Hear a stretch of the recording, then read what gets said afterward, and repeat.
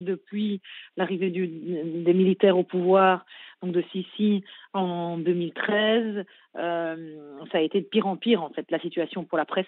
Touleifa Houssam et Mohamed Salah, ils sont mobilisés sans relâche. Ils savaient très bien qu'ils s'exposaient à des représailles et puis ils ont continué à faire leur boulot de journaliste, quoi.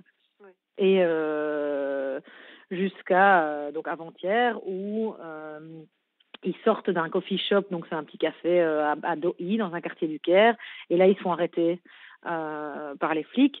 Les flics arrêtent aussi 3 travailleurs du café, donc ils sont tous les 6 en détention. L'avocat passe dans le commissariat où ils ont été détenus et le commissariat nie, donc la police la nie les avoir arrêtés.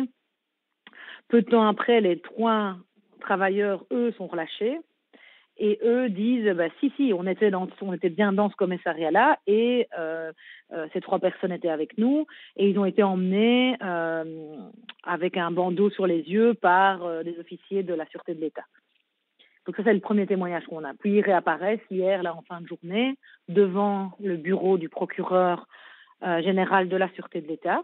Et donc l'accusation de terrorisme est élargie à n'importe quelle voix dissidente, n'importe quel activiste politique, journaliste, artiste qui leur plaît pas se retrouve accusé de terrorisme en fait. Eux se sont retrouvés devant ce procureur là, c'est comme ça qu'ils ont réapparu. Donc ça c'était hier soir.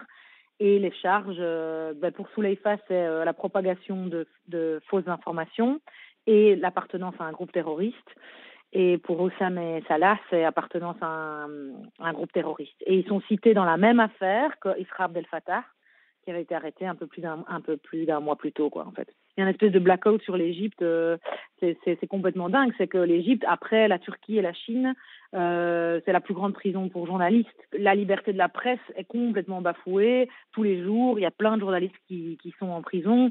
Et les charges, c'est terrorisme parce qu'aucune voix libre n'est permise, en fait. Enfin, il n'y a plus aucun média d'opposition.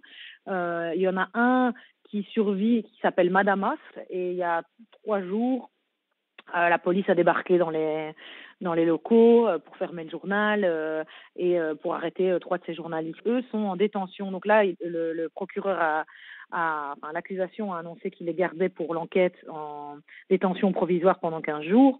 Et dans la constitution égyptienne, tu peux renouveler cette détention provisoire pendant 2 ans.